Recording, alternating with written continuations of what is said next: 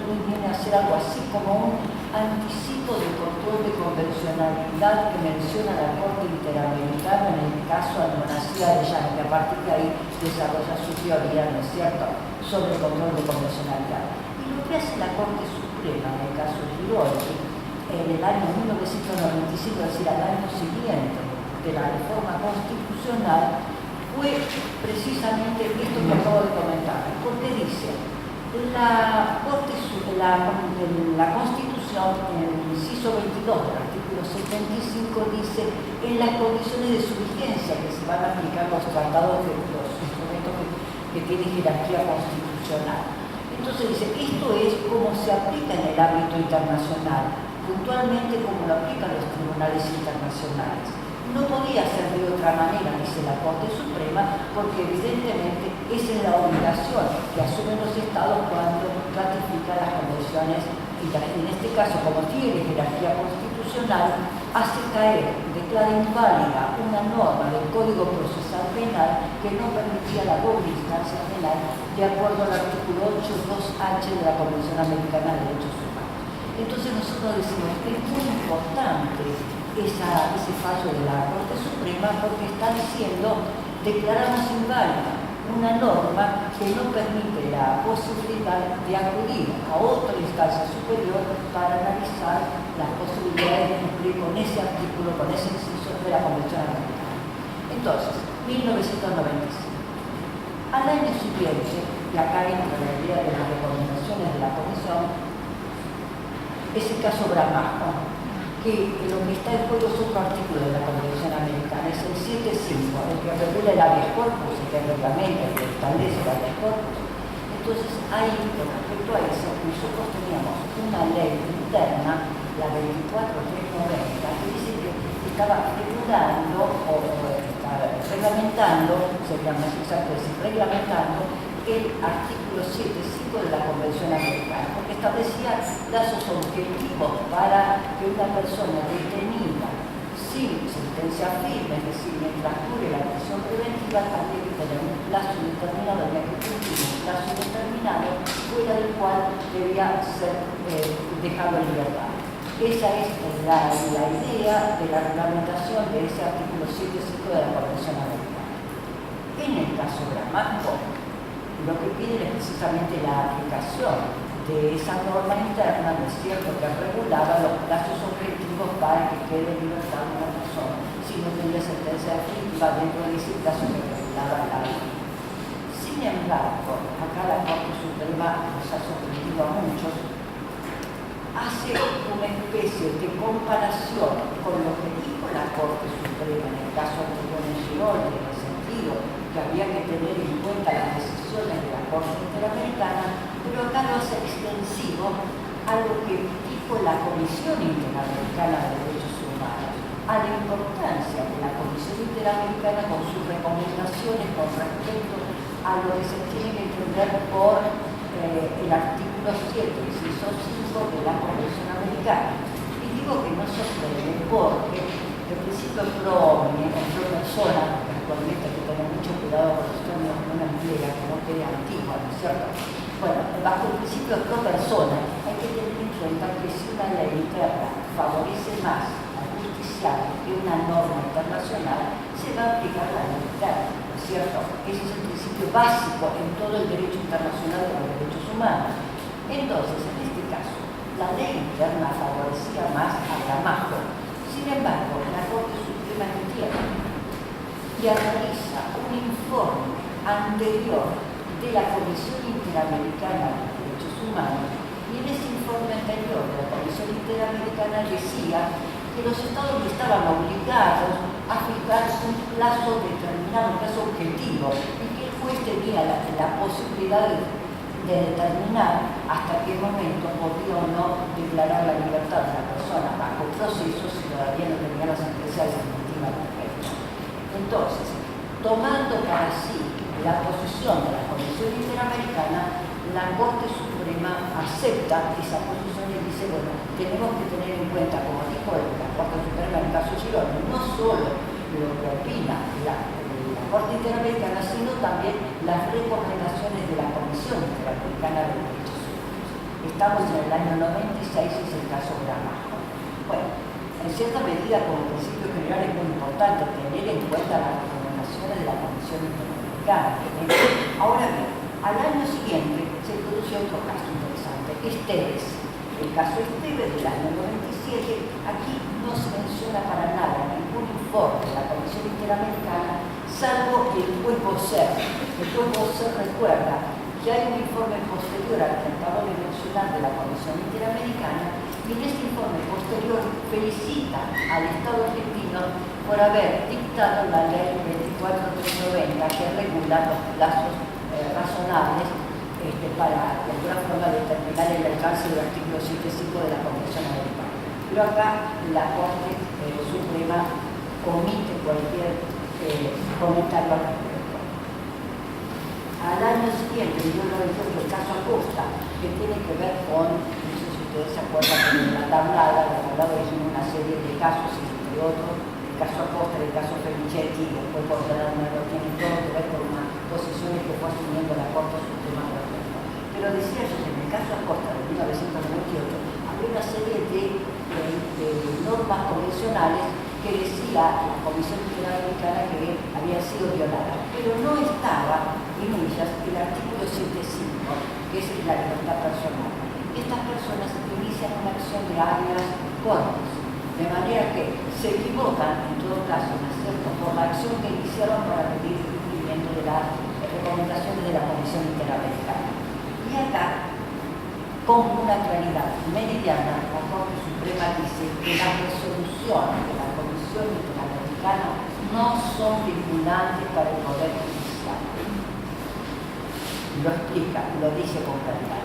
No son vinculantes para el Poder Judicial. Estamos en el año 1998 y en el año 2000, en el caso Felicetti, que tiene que ver con el artículo 82H, es decir, con la posibilidad de la segunda instancia penal, que se aplicaba la ley que se llamaba creo que Defensa de la Democracia, la ley 90, bueno, el 77 me parece que era. Bueno, y esa ley solo tenía una instancia penal, no había otra. Entonces, es interesante lo que la Corte Suprema dijo, ¿no?, que entendió, y se lo leo porque realmente vale la pena. Dice, recurrir del fallo ante el juez o tribunal superior no implica descalificar genéricamente la instancia única, sino asegurar que la condena definitiva no provenga del tribunal inferior en la escala jerárquica, sino de la instancia de las cámaras federales de apelaciones, que en este caso es la instancia más alta. Es decir, no existe la posibilidad de recurrir del fallo como ha interpretado, entre otros casos, la Corte Interamericana de Derechos Humanos, en Castillo Petrucci, en otros casos, aclaró muy bien que la doble instancia penal es otro juez por encima del primero que fijó una posición contraria a los intereses del justiciable. Bueno, pero acá no es interpretación en caso Petrucci, en el otro. Pero acá lo traigo a cuenta porque en este caso la Corte Suprema nuevamente dijo que las decisiones de la Comisión Interamericana no son vinculantes para el Poder Judicial. Es decir, acá hay una posición ya clara al respecto. Pueden servir de guía, pero el Poder Judicial va a decidir si son o no vinculantes para el caso concreto. Entonces, que sirva de guía quiere decir que todos van a hacer los mejores esfuerzos para cumplirlas, pero no son obligatorios para el Poder Judicial. Y acá venimos a cuenta con una decisión del año pasado, que ya la comenté no me acuerdo, ¿sí?, sobre el caso Carranza La Tureza, que es un juez de Chubut. Bueno, este juez de Chubut yo lo conocí personalmente. 30 años estuvo, ¿no?, para que termine con esta decisión de la Corte Suprema. 30 años, empezó en 1984, la primera acción judicial.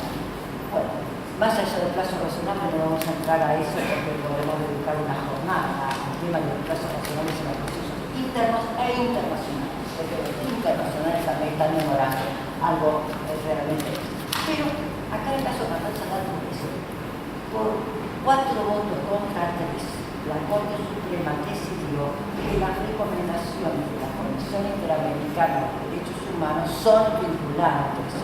Y 4 votos contra 3, yo digo que es una posición oscilante, porque en la actualidad, si tenemos en cuenta la renuncia del doctor Zaffaroni, podemos decir que hoy quedaría esa decisión de 2-2, de manera tal que nos encontramos con que no hay una posición fija, clara y manifiesta de parte de la Corte Suprema con respecto al valor de las recomendaciones de la Comisión Interamericana. Y esto no es que sea peligroso, pero uno busca la coherencia jurisprudencial. Nosotros pasamos parte de nuestra vida enseñando, y en esa enseñanza que damos a los jóvenes decimos, bueno, la Corte Suprema, la Corte Interamericana o la Corte Europea, quien fuere, ha dicho esto y esto, y lo ha continuado en el tiempo, por supuesto, que no porque revalorizamos el precedente como algo fundamental, sino que entendemos en general que es importante para el justiciable cierta coherencia jurisprudencial para que podamos decir, bueno, las expectativas o las posibilidades de obtener justicia de acuerdo a las circunstancias del caso concreto se dan de acuerdo a esta posición de doctrina judicial que es clara para todos. Bueno, en este caso, en cuanto al valor de las recomendaciones de la Comisión Interamericana, no solamente como doctrina general, sino aquellos informes que van para el caso concreto, me animo a decir que es oscilante y que no existe esa tranquilidad espiritual que podría dar una posición clara, firme y precisa al respecto. Yo no quiero demorar más tiempo porque quiero dejarle la palabra al doctor Gimoli. Pero un poco es eso lo que quería comentar en cuanto a las recomendaciones.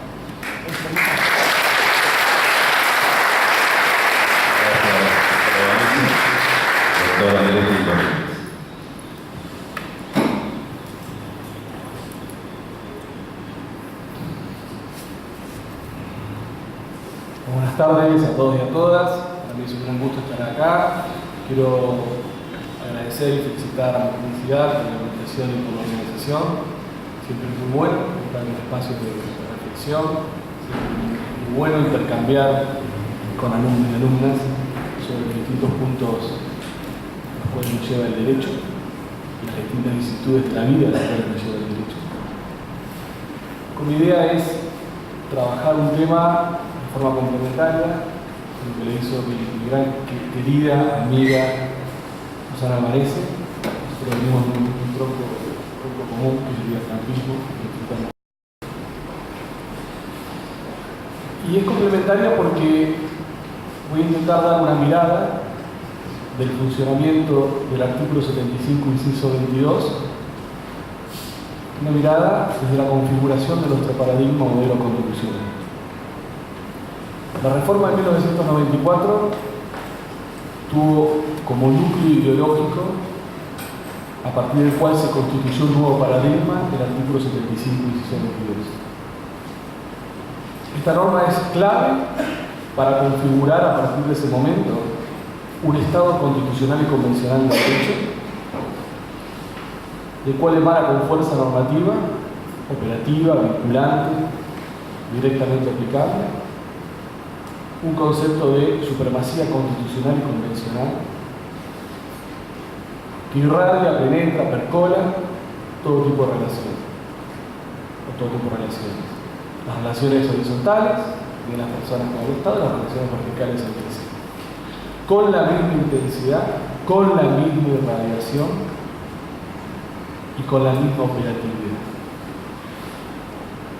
Ese artículo 75, inciso 22, llamado por la convencional constitución que Elisa Carrió como un gran núcleo ideológico de la reforma constitucional, tuvo como un primer disparador otorgarle a 11 instrumentos internacionales sobre derechos humanos, 2 tratados, 9 tratados, 2 declaraciones, jerarquía constitucional. Esto es, el propio poder constituyente reformador invitó a una fuente externa a compartir el ámbito de supremacía constitucional y a generar relaciones permanentes de interrelación, de diálogo y de fortalecimiento del sistema de derechos, como si fuera una suerte de banda de Moebius, ¿no? Uno arriba y uno abajo, permanente diálogo dinámico. que a su vez habilitó un mecanismo para que el Congreso pudiera dotar a otros instrumentos internacionales sobre derechos humanos de jerarquía constitucional, de forma tal que nuestro concepto de supremacía constitucional y convencional se vuelve semiflexible a pesar de que nuestra Constitución sigue siendo rígida. Y esto acaeció en dos oportunidades, con lo cual hoy el componente conformador de la sustancia de nuestro paradigma está dado por tres instrumentos internacionales sobre derechos humanos. Ahora, el convencional constitucional no se quedó en este esquema, no redujo su textualidad a invitar a esta fuente externa y a respetar su lógica de funcionamiento y a respetar sus formas de producción, sino que esta invitación, esta conformación de este paradigma se dio a partir de respetar, de aceptar las condiciones de vigencia de estos instrumentos internacionales sobre derechos humanos. Y estas condiciones de vigencia pueden ser estáticas o dinámicas. Son estáticas aquellas condiciones de vigencia que estaban presentes al momento de la ratificación de estos instrumentos internacionales por parte del Estado argentino. Las condiciones de vigencia estáticas son las reservas, las declaraciones interpretativas que el Estado argentino hizo en cada uno de estos instrumentos. Las condiciones de vigencia dinámica resultan del funcionamiento pleno de esta fuente de Estado. Resulta de la tarea que desarrollan los órganos de interpretación y aplicación de estos instrumentos internacionales. Y acá tenemos una vasta producción jurídica. Nos podemos encontrar con sentencias de la Corte Interamericana, opiniones consultivas de la Corte Interamericana, informes de la Comisión Interamericana, informes del Comité de Derechos Civiles y Políticos. Nos podemos encontrar con observaciones generales del Comité de Derechos Económicos, Sociales y Culturales. Nos podemos encontrar con informes generales por país del Comité de Derechos Económicos, Sociales y Culturales, del Comité sobre toda forma de violación y discriminación de la mujer. Nos encontramos con un componente de convencionalidad interpretada riquísimo y muy vasto.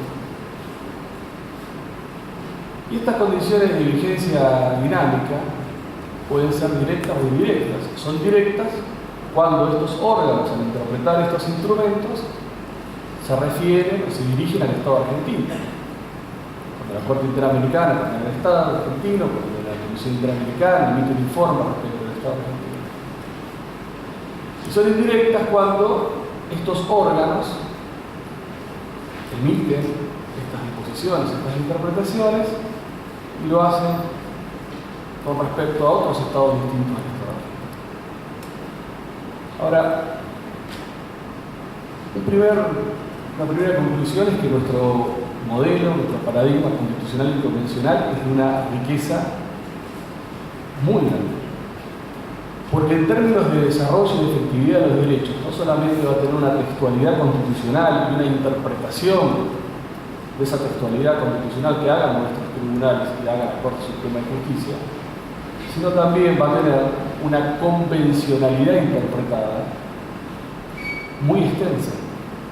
Una convencionalidad interpretada de una textualidad, que son los instrumentos internacionales sobre derechos humanos, basada en una búsqueda de la comunidad internacional y de la comunidad regional de mínimos consensos en pos de garantizar un multipluralismo o un pluralismo mucho más amplio que aquel que una constitución trata de preservar, de proteger, de recordar, de proyectar. Con lo cual, la habilitación que hizo nuestro 75 inciso 22 hace que todo aquello que es producido en sede externa ingrese permanente y dinámicamente a la configuración de nuestro paradigma y en diálogo permanente con nuestra Constitución positiva e interpretada, genere respuestas, genere obligaciones, le indique a todos los poderes constituidos qué es lo que hay que hacer o lo que no se puede hacer o no se puede dejar de hacer en términos de derechos. Genera la idea de una coexistencia de dos controles, el control de constitucionalidad y el control de convencionalidad, que a pesar de que hoy está tan de moda el control de convencionalidad, me parece que hay un paso previo, que es refrendar, reforzar y tener en cuenta la convencionalidad. Porque el control de convencionalidad no es ni más ni menos que una garantía de la sustancialidad que propone la convencionalidad. Y cuando este funcionamiento tan amplio, tan particular, en donde dos fuentes, por su lógica de funcionamiento, permanentemente coexisten, y permanentemente se retroalimentan, y permanentemente dialogan, coinciden, y estamos en un desarrollo pleno de la vida. Los problemas empiezan cuando estas dos fuentes no coinciden. Problemas que se pueden plantear en abstracto, ¿qué hacemos o qué haríamos cuando estas dos fuentes no coinciden? Y problemas que quizás se podrían plantear en un caso concreto. Ahora, a partir de este punto, de este desafío y quizás de este dilema, que el 75 inciso 22 tampoco nos ha aclarado, porque el convencional constituyente habla de que ambas fuentes son complementarias y que los instrumentos internacionales de derechos humanos no derogan el artículo 1 en la primera parte. Ha sido muy claro cuál es la respuesta desde la fiscalidad y desde la voluntad del Poder Constituyente reformador. ¿Qué pasaría cuando estas fuentes no coinciden en un punto, en un tema, en un caso? Hay algunas señales que ha dado la jurisprudencia de la Corte Suprema Argentina en términos de cuál de estas dos fuentes prevalecería en cierta situación. La Corte ha sido muy clara, muy concreta, en decir que cuando hay una sentencia de la Corte Interamericana de Derechos Humanos contra el Estado argentino, prevalece la Convención Americana y la convencionalidad interpretada respecto de lo que puede decir la Constitución argentina y su jurisdicción. Lo dice en el caso opósito, es en el caso de derecho. También la Corte Suprema de Justicia ha dicho, cuando yo tengo que resolver un caso y tengo un caso de la Corte Interamericana de Derechos Humanos que ha condenado al Estado argentino y el caso que tengo que resolver es parecido, tengo que aplicar ese estándar que desarrolló la Corte Interamericana de Derechos Humanos condenando al Estado argentino, aunque sea un caso distinto que tenga que resolver. Esto se dio, por ejemplo, en el caso Acosta, no en el caso Acosta de Zona, sino en el caso Acosta del tristemente famoso del Tigre Acosta, como se tendría su prisión preventiva, extensión de su prisión preventiva, aplicando el caso Bayarri versus Argentina. También la Corte Suprema Argentina ha dicho, en el caso Pelicori versus Colegio Público de Abogados, que todo lo producido por estos órganos que interpretan y aplican los instrumentos internacionales sobre derechos humanos ingresan a nuestro ordenamiento por imperio del artículo 75 y 22, con lo cual no es soft law, es convencionalidad interna interpretada y aplicable. También ha dicho la Corte Suprema de Justicia, en el caso falso de nivel satisfactivo, que todo lo producido por estos órganos de interpretación y aplicación, de los órganos que tienen los órganos de los instrumentos internacionales de derechos humanos, el no cumplimiento, el desconocimiento de esa interna genera responsabilidad internacional. Y en aquellos supuestos en donde la Constitución no dice nada o dice poco y la convencionalidad dice mucho, hay muchísimos casos de la Corte Suprema Argentina donde la Corte resuelve la situación aplicando toda esta convencionalidad interpretada y dando la mayor extensión posible al sistema de derechos bajo el presupuesto del PROM y pro persona. Ahora, la cuestión de qué pasa en una colisión de fuentes fue de alguna manera tratada en el caso Acosta. Porque el procurador, cuando emitió su dictamen, el ex procurador, cuando emitió su dictamen, generó un obiter dictum para proponerle a la Corte un sistema de interpretación y un sistema de aplicación de resolución de colisiones cuando estas dos fuentes chocaban. Lo que el procurador le propuso a la Corte fue, bueno, cuando yo tengo una situación o un caso en donde la Constitución me da una solución y la convencionalidad me da otra solución, existiría una presunción pro homine favorable a la respuesta que ha dado la Constitución, que debería ser de alguna manera descartada o superada o contraargumentada por los fundamentos de la convencionalidad. A esa propuesta que hace el procurador, la Corte Suprema de Justicia en el caso Acosta la desecha, porque hace lugar, toma el resto del dictamen del procurador en términos de cómo se debía interpretar la extensión de la prisión preventiva en casos de delitos de lesa humanidad, imputaciones de delitos de lesa humanidad, pero dice ese punto no lo toma. Por lo cual, quizás, y desde una muy precaria construcción subjetiva, a contrario censo, uno podría entender que la Corte ha dejado abiertas dos posibilidades frente a esa situación. Una primera posibilidad, que ambas fuentes están en un permanente equilibrio, en una permanente igualdad jerárquica, y que cuando hay una colisión respecto de un caso concreto, se aplica a aquella fuente que sea más pro homine o pro persona. O bien, que frente a esta situación, la convencionalidad tiene una presunción pro homine favorable ante la respuesta constitucional y es la respuesta constitucional la que tiene que desbaratar esta presunción pro homine. Estas son las dos alternativas que a mí me parece que se van a acompañar el censo, que no está todavía cerrado, y que es uno de los grandes temas, los grandes dilemas que a todos los operadores del derecho los tienen vivos. A los profesores, a los estudiantes, a los que litigamos permanentemente, a los fiscales, a los jueces, ¿qué hacer frente a la situación de esta naturaleza?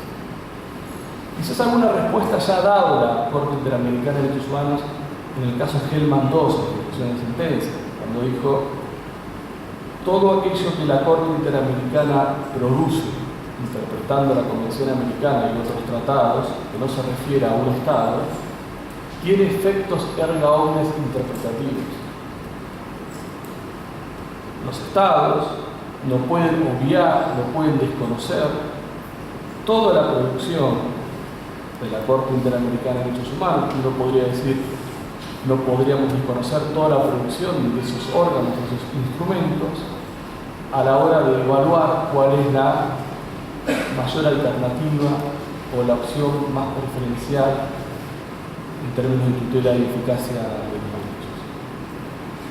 Por eso, a mí me parece fundamental, me quedé un poquito enganchado del panel anterior, que en la facultad, respecto a los alumnos, en los posgrados, respecto a los graduados, en el Colegio Público de Abogados, lo que estamos haciendo respecto a aquellos que se dedicaron y quieren ejercer la profesión, la enseñanza de la convencionalidad textual e interpretada ocupe un lugar preponderante. La enseñanza, el razonamiento, el análisis. que los jueces sean formados permanentemente en esta convencionalidad interpretativa, pero fundamentalmente que los abogados la planteen permanentemente en todos sus escritos desde el inicio, en la construcción y defensa de ese caso en el interés de su cliente, porque esto es realmente hacer funcionar el Estado constitucional y convencional de derecho. Que podremos discutir en más o en menos cuestiones filosóficas, acá veo medio objetivo, ¿sí? La legitimidad o no legitimidad, epistémica o no, de las decisiones de la Corte Interamericana de Derechos Humanos, cuando obliga a Uruguay a hacer algo distinto de lo que el pueblo uruguayo quiso hacer. Pero en nuestro paradigma, con la decisión adoptada por una convención constituyente, con los alcances que esa convención constituyente le ha dado, me parece que la convencionalidad, especialmente interpretada, hacia la esencia de nuestra formación y hacia la esencia de que realmente vivamos en un Estado constitucional y convencional de derecho. Muchas gracias.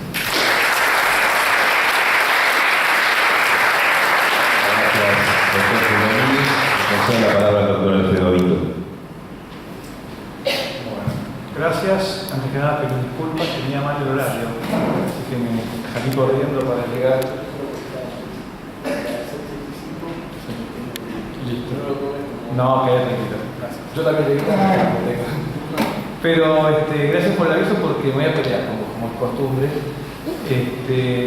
De hecho, coincido con mucho de lo que decís, salvo en un tema que para mí es central, en el tema del valor de la cosa interpretada por la Corte Interamericana. A ver, este año celebramos 30 años de la incorporación de Argentina al sistema interamericano. La ley 2054 nos hace parte del sistema interamericano, al mismo tiempo nos plantea un dilema al cual no estábamos acostumbrados los abogados. En ese entonces estaba recibiéndome. Yo no cursé Derechos Humanos en la Facultad de Derecho de la Universidad de Buenos Aires. Yo me recibí sin cursarla, pero también tengo hace 30 años que se incorporó la materia de Derechos Humanos a la carrera. Y esto es un momento importante para tener en cuenta. El plan de estudios del 84 se incorpora por primera vez Derechos Humanos sin mucha idea en ese momento de, o sea, había consenso de que había que dar derechos humanos, pero sin mucha idea de qué había que dar cuando uno daba derechos humanos.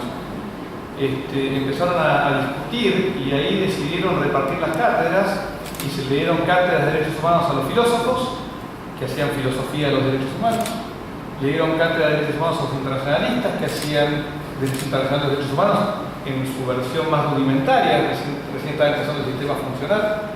Y le dieron cátedras de derechos humanos a los constitucionalistas que hacían derechos y garantías del derecho constitucional. Hoy, 30 años después, podemos decir que sí, están metidos ahí mezclados entre unos y otros.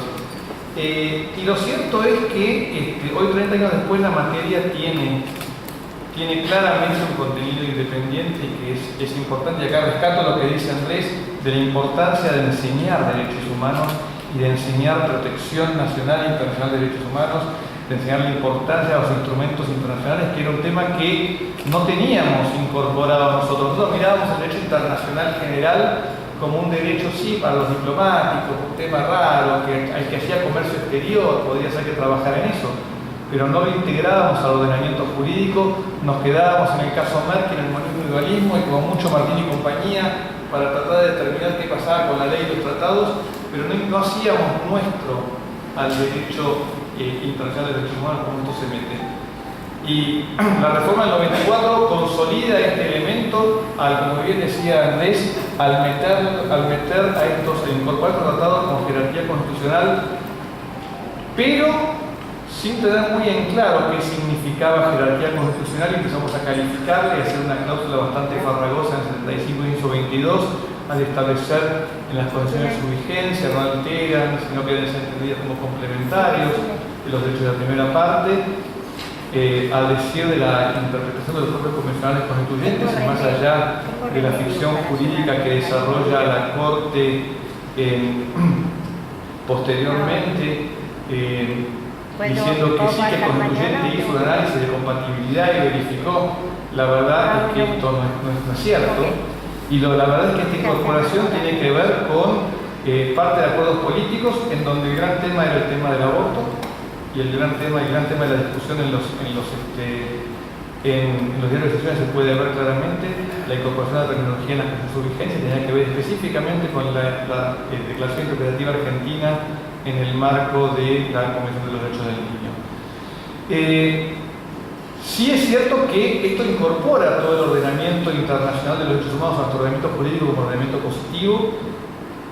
Lo que tengo mis serias dudas, desde un punto de vista formal y legal, es que toda nuestra declamación en el ámbito de derechos humanos acerca de la adhesión irrestricta a la jurisprudencia de la Corte Interamericana sea realmente un argumento jurídico razonado y un argumento efectista en función del resultado que quiero obtener.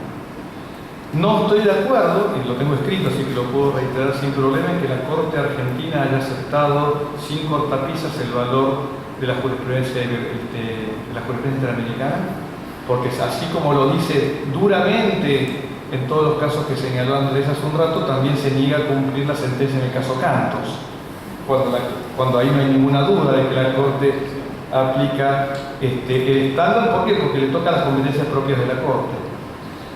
También es cierto que cuando le toca trabajar de vuelta en un caso que tiene que ver con duración de proceso, en el caso, se me fue el nombre ahora, en el 2013, la Corte vuelve a usar la palabra en término potencial, podría ser guía interpretativa. Es cierto que la Corte Interamericana, y especialmente en los casos que citó Andrés y en Gelman II en particular, la Corte Interamericana plantea este efecto de res interpretata como valor y asumir el rol de intérprete final de la Convención. Sin embargo, en mi opinión, no surge ninguna norma jurídica que la Corte Interamericana tenga esta potestad. Creo que la Corte Interamericana intenta plantearlo, pero en mi opinión no surge de ninguna, y todavía el sistema de soberanía nacional rige. No considero que la interpretación de la Corte Interamericana sea necesariamente más pro homine que la interpretación que pueda hacer otro tribunal. Es un tema de grado y que habrá que analizar en cada caso concreto, pero sinceramente no encuentro. El artículo 68 del pacto es muy claro en cuanto a decir que los estados se comprometen a cumplir las decisiones de la Corte, en todo caso contencioso en que sean partes. Y una primera regla de interpretación es que hay que interpretar el artículo en su sentido completo.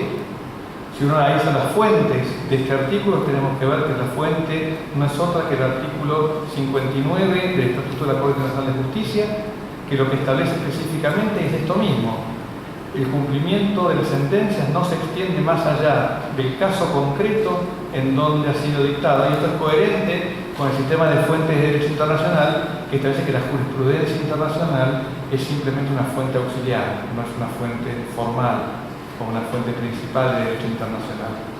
Por lo tanto, este efecto de plantear un rol de la Corte Interamericana con rol de intérprete final de la Convención puede ser como lo tengo en un artículo planteado el año pasado, publicado en el marco del Encuentro Iberoamericano de Derecho Constitucional, puede ser un querer ser, pero no un deber ser, desde el punto de vista de me gustaría que fuera, pero sin fundamentación normativa. Los estados, de hecho, no han aceptado formalmente la competencia de la Corte para interpretar fuera del marco del caso concreto con valor efectivo. Y si queremos instalarlo así, tenemos que lograr que esto se transforme en costumbre internacional, porque a lo mejor nos gusta que sea así, no voy a entrar hacia este caso, pero sí sería importante encontrarle fundamentación jurídica a este argumento, y yo realmente no la encuentro en este momento. Y el problema que esto genera es que está generando, en mi opinión, una crisis en el sistema interamericano de protección, que es complejo. Uruguay se ha negado a cumplir y acatar la sentencia en el caso Gelman, a pesar de que en el caso Gelman claramente sí está obligado a cumplirla, porque es un caso contra Uruguay que involucra directamente a Uruguay. Desde ese punto de vista hay que señalar un fenómeno que acaba de pasar en el curso de los últimos 2 meses. República Dominicana, en el marco de una demanda de la Comisión demanda vinculada con el reconocimiento o no de la nacionalidad dominicana a los hijos de inmigrantes ilegales haitianos. El caso pasa por la comisión recomienda a la República Dominicana reconocer estos derechos de la nacionalidad. República Dominicana no lo reconoce, es más, se lleva el caso a la Corte. Mientras el caso está tramitando ante la Corte, el Tribunal Constitucional de la República Dominicana dicta una sentencia desconociendo el derecho estamos hablando del año 2013, desconociendo el derecho de los hijos de inmigrantes haitianos a la nacionalidad dominicana. Finalmente la Corte Interamericana dicta sentencia ordenando a la República Dominicana a reconocer la nacionalidad haitiana, la nacionalidad dominicana a estos hijos de refugiados haitianos. La respuesta del Tribunal Constitucional de República Dominicana de fecha 4 de noviembre, hace 2 días solamente, 3 días, es dictar una sentencia en el marco de una antigua causa que estaba tramitando, sosteniendo que la decisión del presidente de la República Dominicana de aceptar la competencia de la Corte, cuando aceptó la competencia de la Corte, es violatoria del derecho interno porque no ha sido adoptada conforme al procedimiento constitucional dominicano para ratificar una competencia de este tipo. O sea, este tipo de tensiones se generan en un escenario donde todavía no estamos acostumbrados a trabajar, en un escenario donde aceptemos un sistema supranacional, pero que también tiene que tener en cuenta las realidades políticas subyacentes que pueden llegar a transformar esto en un escenario de un mero análisis académico, un mero discurso muy lindo en universidades, en organizaciones de protección de derechos humanos, de cómo queremos que las cosas sean, pero en realidad sin ningún tipo de consecuencias prácticas. Sí coincido en el examen del control de convencionalidad, en tanto y en cuanto la convención forma parte integrante del ordenamiento jurídico del Estado. Por eso, en nuestro sistema, donde ya reconocíamos que los tratados formaban parte de nuestro ordenamiento jurídico, no creo que la idea del control de convencionalidad agregue absolutamente nada nuevo. Sí creo que esto es importante que lo incorporemos, que los jueces y los litigantes conozcan y manejen, acá coincido con Andrés absolutamente, coincidan y manejen la herramienta del sistema interamericano de protección, que aleguen en función de eso, que aleguen en función del derecho internacional, de los derechos que se amplían, porque precisamente la particularidad que tiene el derecho internacional de los derechos humanos es que incorpora un bagaje que hasta entonces era un problema de responsabilidad internacional entre Estados. Y hoy en día nos hace a nosotros, ciudadanos de un Estado determinado, exigible ese reconocimiento que a nivel internacional se hace, exigible por todos el derecho interno.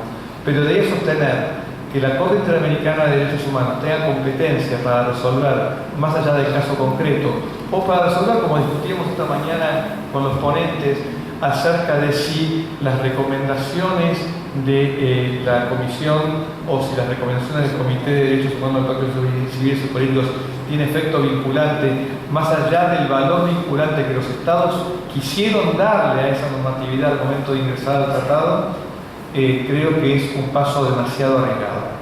Así que dejo abierto el debate, creo que es un tema realmente para debatir mucho y es uno de los grandes temas que se debaten hoy en día, máxime cuando el sistema interamericano no adopta el mecanismo del margen de protección nacional que sí adopta con un criterio mucho más prudente, en mi opinión, la Corte Europea de Derechos Humanos. Así que es un tema realmente que va a durar seguro a un rico debate. Muchas gracias.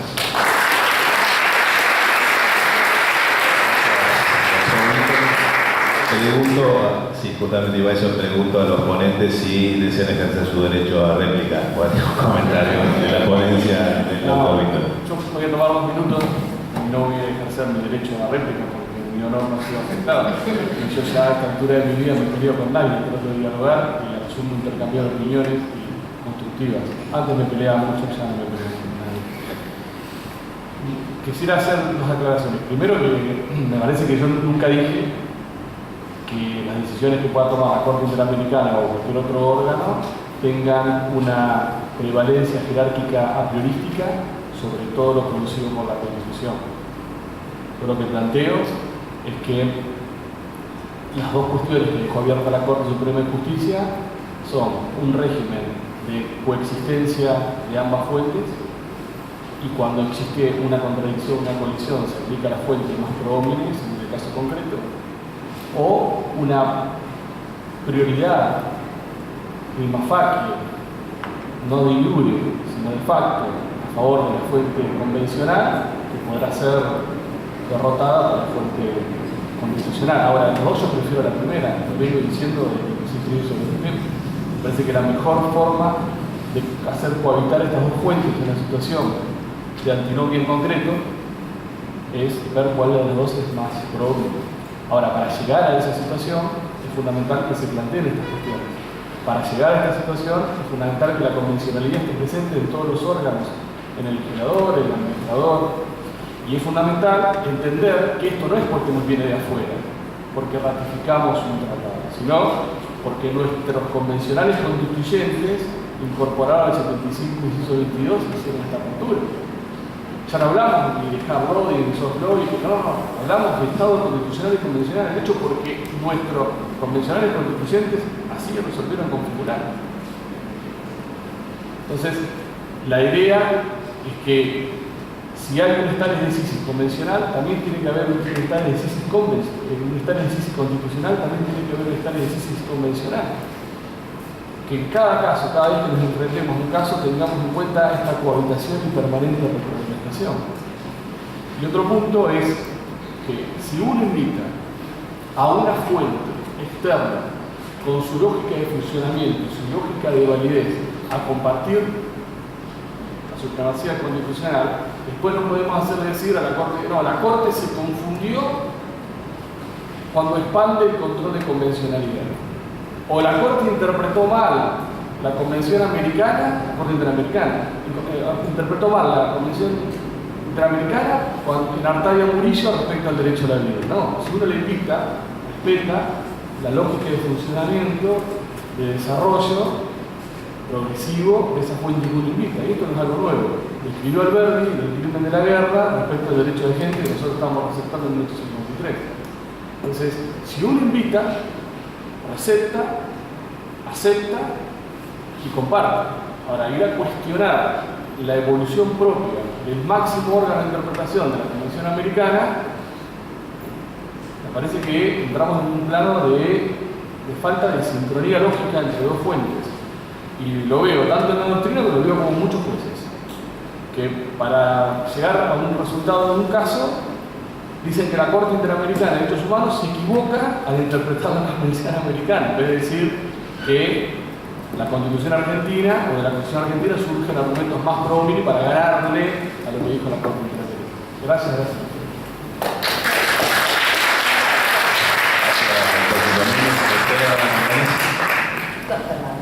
Yo lamento que haya llegado tarde acá nuestro colega porque mi exposición se basó en el valor de las recomendaciones de la Convención Interamericana y para eso tuve en cuenta el trabajo de la Corte Suprema, digamos resumido desde luego, pero en los últimos 20 años. Así que lamento que haya llegado tarde. Próximamente en esta sala va a salir publicada la revista Pensar en Derecho y ahí está desarrollado todo lo que acabo de decir, así que lo recomiendo.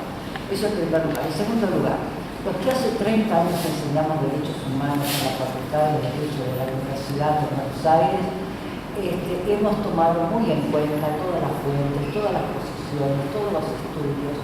Un estudiante que sale de nuestras cátedras sale bien informado al respecto. No es que uno les va a decir o les va a insinuar que la única verdad está en la Corte Europea de Derechos Humanos, en la Corte Interamericana de Derechos Humanos o en la Corte Africana de Derechos Humanos y de los Pueblos. No es que uno va a decir que es ley sagrada lo que digan, al contrario. Yo pienso que, y me disculpan, pero yo creo que el control de convencionalidad ya pasó un segundo plano, porque estoy viendo a través de los diálogos entre cortes que se está insinuando, a través de congresos, simposios, conferencias, etcétera, que en realidad se están poniendo de acuerdo los superiores tribunales de los estados con los tribunales internacionales y me pregunto qué es del ciudadano común que va a tocar el timbre al Poder Judicial. ¿Por qué? Porque se están poniendo tan de acuerdo en tantas cosas que yo no sé hasta qué punto, y esto es porque está colapsando, los sistemas internacionales están colapsando, porque llegan muchas denuncias y entonces se produce lo que se conoce como plazo razonable, violación de plazo razonable también en los procesos internacionales, ¿no es cierto? Entonces lo que se está dando en este momento es un acuerdo muy grande, un acuerdo tan grande que hasta salió un nuevo protocolo en Europa, que se lleva el número 16, y que va a permitir a los superiores tribunales pedirle una opinión consultiva a la Corte Europea de Derechos Humanos para que la Corte Europea de Derechos Humanos informe cuál sería su posición en un caso concreto que aún no dictó sentencia los superiores tribunales, que aún no dictaron sentencia, de tal forma, y que esa decisión no es vinculante, para que pregunten, ¿no es cierto? Es un juego muy interesante, para que pregunten no va a ser vinculante, pero de todas maneras quiere decir que se está fijando pautas generales en la materia y que eso se nota mucho y se palpita con el sistema europeo, porque anualmente está recibiendo la Corte Europea el último año 6.600 denuncias, y no dan abasto con toda la cantidad de casos que se presentan y por lo tanto están buscando ese acuerdo tácito y escrito y muy, por cierto, muy textual con respecto a lo que opina la Corte Europea y lo que opinan los superiores tribunales para llegar a acuerdos de manera tal que el ciudadano encuentre en el ámbito interno posiblemente la solución.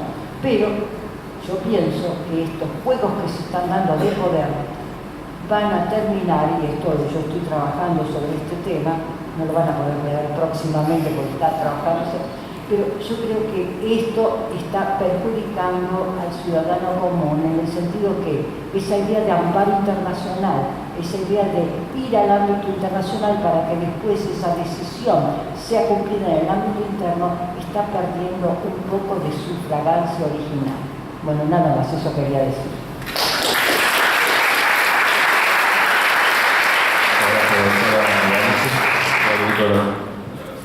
Sí, voy a leer el trabajo porque la verdad es un tema que me interesa muchísimo, así que lo voy a buscar con detenimiento. Una aclaración respecto a algo que dijo Andrés recién. Yo no cuestiono, o sea, me parece incorrecto que un juez argentino diga se equivocó la Corte Interamericana. Desde el punto de vista, depende cómo lo diga y en qué marco lo diga. Sin embargo, no estoy de acuerdo en que cuando yo invito a alguien lo admito como él quiere ser que sea. Lo cierto es que lo tengo que invitar como él es. En mi opinión, la Corte Interamericana está violando el derecho internacional, porque nadie le dio vela en el entierro de ser el último intérprete de la Convención.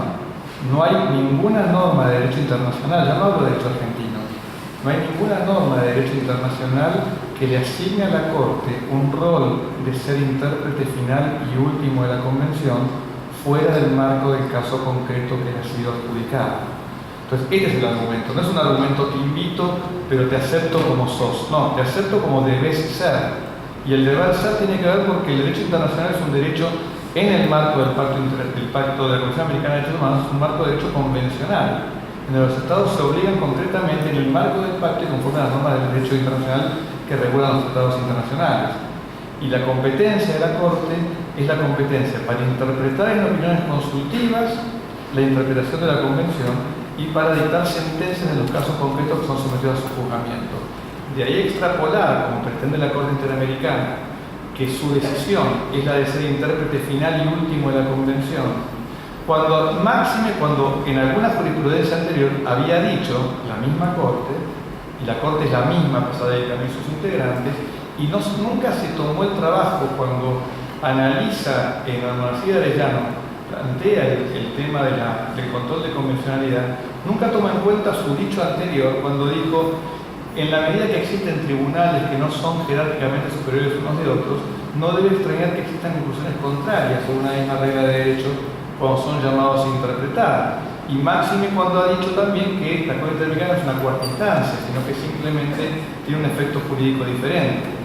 Entonces, desde este punto de vista, creo que hay una tensión muy fuerte en este momento entre todavía la idea de soberanía y una idea de una Corte que plantea que se autoestablece un rol que creo yo no le ha dado el sistema interamericano, que podemos discutir si es deseable o no dárselo, y que esto creo que es un debate abierto e interesante, pero es un debate donde los estados todavía tienen mucho que decir, especialmente porque los jueces en los sistemas nacionales tienen un grado de legitimidad democrática importante. Los jueces del sistema interamericano, su legitimidad democrática es bastante más limitada. Entonces, desde ese punto de vista hay que mirar hasta dónde rige esta regla de control y de darle o de autoasignarse un rol que entiendo yo el sistema interamericano no le ha dado a la Corte. Sí entiendo que es muy importante el diálogo y entiendo un poco el argumento de la doctora Albanese cuando sostiene que esto le quita frescura porque me puede quitar en algún escenario la posibilidad de apelar al sistema interamericano como una medida de solución. Pero también es cierto que hay un mayor grado de seguridad jurídica. Así que hay que también evaluar cuáles son los puntos de equilibrio entre uno y otro. Lo que yo digo simplemente es no enamorarnos de una teoría por el hecho de que ahora estamos todos a favor del control de convencionales. Tengamos cuidado, el Estado-Nación todavía existe, la idea de que los Estados todavía tienen un margen de apreciación individual es importante, y esto yo creo que la Corte Interamericana, como dije en la primera parte de la exposición, corre el riesgo de transformarse en intrascendente. Y esto creo que hay que evitarlo. Hay que reforzar el funcionamiento de la Corte, pero no es con conductas de tipo como se logra. Gracias. Gracias a los ponentes por este rico, intenso debate, muy interesante por cierto. Abrimos un espacio al auditorio, si hay comentarios, preguntas, reflexiones.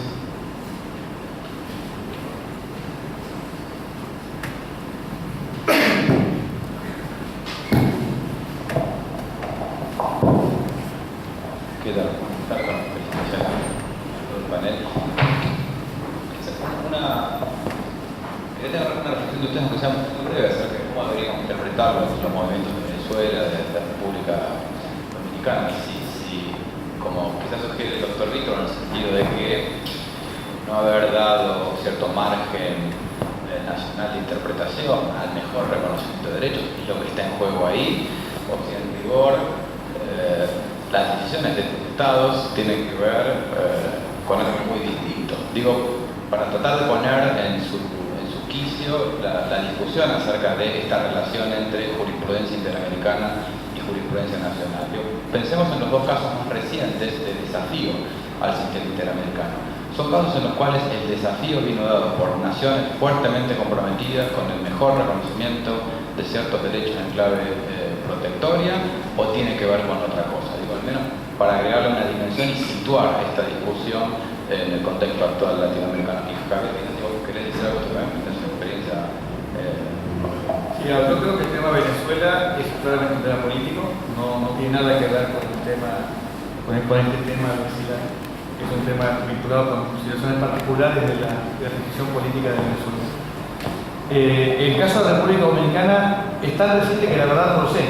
Me enteré hace 3 días de esto y no tuve oportunidad todavía de analizarlo. Quería traerlo como un elemento importante para ver esta reacción muy fuerte sobre el tema. Sí, lo plantearía en dos escenarios: en el escenario de Uruguay no acatando el caso Hellman, en donde además el planteo se ve fuertemente planteado en el escenario donde no cabe ninguna duda, insisto, de que en ese caso Uruguay está obligado a cumplir. La discusión tiene dado con el alcance de la sentencia, o en el caso peruano, en el caso del Ojo de Yola, el monumento a los caídos por la guerra contra la subversión, o los caídos del lado de los grupos subversivos. Creo que ahí se ve un poquito mejor el escenario de conflicto. Lo que es paradójico es que cuando uno lee el problema del sistema interamericano hace 5 o 6 años, uno miraba que las resistencias venían de los países con gobiernos más conservadores y que los gobiernos más progresistas aparecían como los más defensores del sistema interamericano. Cuando la Corte Interamericana comienza a mirar el ranking de reconocimiento de derechos humanos en los países progresistas, se encuentra que hay falencias importantes, automáticamente el sistema se invierte. Entonces encontramos que no solamente en la Corte, los conflictos con la Comisión el año pasado marcan este punto. ¿No? Creo que hay un gran juego político en todo esto, pero solo Dios sabe cómo termina. Complicado. Bueno, sí quería comentar. Fíjese usted cómo tomó en cuenta la actitud de Venezuela, la Corte, siguiendo la línea que estuve comentando hace poco, cómo lo tuve en cuenta que el caso Brewer-Carías es la prueba más clara de la presión que se ejerce sobre la Corte Interamericana y cómo la Corte Interamericana, con votos divididos, le dio la razón a Venezuela, aun cuando Venezuela ya está retirada del sistema interamericano. Entonces yo creo que todo se escucha, todo se sabe y todo retumba en el ámbito interno y en el ámbito internacional. En ese sentido, lo mismo pasó con el caso Memoli. Lo que pasa es que yo no sé por qué cuál fue con Argentina, pero en el caso Memoli se nota que la Corte Interamericana buscó una palabrita o dos, que es interés público, y a través de la búsqueda del interés público en la legislación interna argentina, trató de justificar la actitud de los jueces internos para de esa manera decir que no se había violado la libertad de expresión y que estaba bien la sanción aplicada a un periodista de Giles, a padre y a hijo.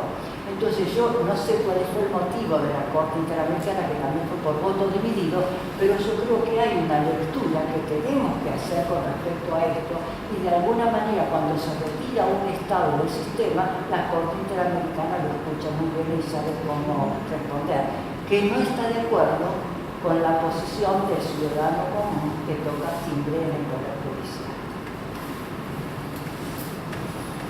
Te respondería como modelo mexicano. Cuando hay estados que entran en tensiones pero quieren seguir dialogando, se quedan en el sistema, tratan de dar argumentos como la Corte Suprema de Justicia Uruguaya de que su sistema interno es más válido, pero se siguen quedando, y aquellos que no quieren diálogo, aquellos que son endogámicos, aquellos que no quieren ningún tipo de mirada externa, aunque tengan que dialogar, se van. Esas son muchas distintas respuestas que se pueden dar. Y aprovecho también, porque ya me tengo que ir por mi convención familiar, para una pequeña reflexión. La Convención Americana sobre Derechos Humanos, en la parte procedimental, faculta y obliga a la Corte Interamericana de Derechos Humanos a notificar sus sentencias a todos los estados americanos, aparte del propio estado al cual condena. Con lo cual, el control de convencionalidad expansivo de la interpretación de las sentencias que hace la Corte Interamericana no es que no tiene ninguna base legal, tiene una base legal. Si tiene que notificarle a todos los estados de la Convención Americana el resultado, porque le está diciendo lo que yo estoy diciendo acá, ustedes lo tienen que tener en cuenta. No se los impongo, pero lo tienen que tener en cuenta al momento de resolver casos análogos en sedición. Gracias. Bueno, lo que hace a mí, como digamos, en la experiencia que me cabe de haber participado de los ejercicios del supuesto fortalecimiento del sistema, los casos que vos planteás me parece que hay que leerlos en clave política. Claramente Venezuela, e intuyo que esta sentencia del Tribunal Constitucional Dominicana, en particular esta, esconde una decisión política del gobierno dominicano de no acceder a lo que la Corte le está ordenando que haga.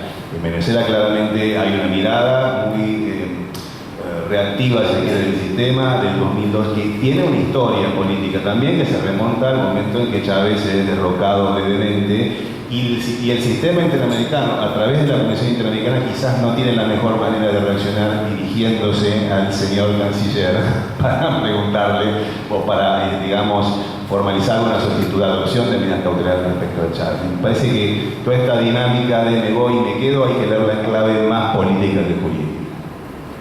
Una más, en réplica hacia la doctora Albanese, yo claramente creo que en el caso Memoli no había una cuestión de interés público, era una cuestión vinculada con una demanda entre particulares que era similar a decir, ahí no hay interés público, es como decir que alguien me estafa vendiendo el obelisco y eso ya transforma en asunto de interés público.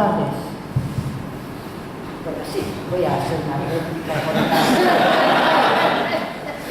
Disculpa, pero es muy eléctrico. El tema es así. El caso Memoli, para los que no lo leyeron, y yo les insinúo que lo lean porque es muy interesante, sobre todo el fallo de la Corte Interamericana. Y lo tienen que leer, como hago yo, separando todo el fallo, no leyéndolo en forma directa, sino separando por partes. Porque para llegar al interés público, que ahora parece muy fácil, habría que leerlo todo, absolutamente todo, y que se va a veces por las ramas y vuelva. Es una decisión realmente compleja de que tomar, pero vamos a ser simples. padre e hijo, periodista, uno periodista y otro comunista, bien, como conocen más o menos. Bueno, entonces, ¿qué pasa acá? En San Andrés de Giles hay una asociación italiana. Esa asociación italiana es muy importante en esa zona, es muy importante aparentemente. Entonces, resulta ser que la municipalidad, el cementerio de la municipalidad le vende terrenos a la asociación italiana y aparece como una venta de terrenos que estos dos señores, el director del periódico y el hijo, lo publican diciendo no puede ser que haya una venta de terrenos de la municipalidad a una asociación del cementerio público. Entonces automáticamente cambian el contrato diciendo es un comodato, y ahora no es más una venta, nos equivocamos, es un comodato. Entonces, eso fue lo que publicaron. Después vinieron agresiones de todo tipo y color, es otra parte de la historia. Le hicieron acciones a los Memoli por haber publicado esta noticia. La noticia es esa, la noticia de interés público o no, según la Corte Interamericana, que toma para sí los conceptos desarrollados en los tribunales internos, es precisamente esto, no es interés público. ¿Cómo no va a ser de interés público en un lugar chico, San Andrés de Giles, donde todos se conocen y donde una asociación, el gobierno, la municipalidad le vende terrenos para que dispongan ampliamente de ese sector del cementerio y cuando se dan cuenta que no pueden vender terreno lo transforman en un comodato? ¿Cómo no va a ser de interés público en esa localidad, en ese lugar y en ese contexto? Entonces, internamente se dijo que no era interés público para aplicar la ley, las injurias y calumnias, ¿no es cierto?, que dice que si son de interés público no tienen que tener posibilidad de ser penadas, con la reforma que es claramente aceptada de un fallo primero de la Corte Interamericana. Entonces, pero dice interés público la ley interna, tiene que ser de interés público. Entonces la Corte Interamericana desarrolló una serie de teorías y párrafos que hay que separar, hay que seguir analizando, hay que seguir estudiando para terminar diciendo que no era de interés público. Y como no era de interés público, la sanción penal aplicada está bien aplicada. Esto es lo que una Corte Interamericana de Derechos Humanos, teniendo en cuenta la idea de libertad de expresión y de expresar las ideas sin censura previa y sin efectos posteriores, como esto, porque una sanción penal de por vida los Memoli la van a tener. Entonces yo creo que sí es de interés público y yo creo que sí que tenemos que debatir estos temas y leer toda la sentencia de la Corte Interamericana para llegar a esas dos palabritas. Te despido, muchas gracias a todos. Muchas gracias.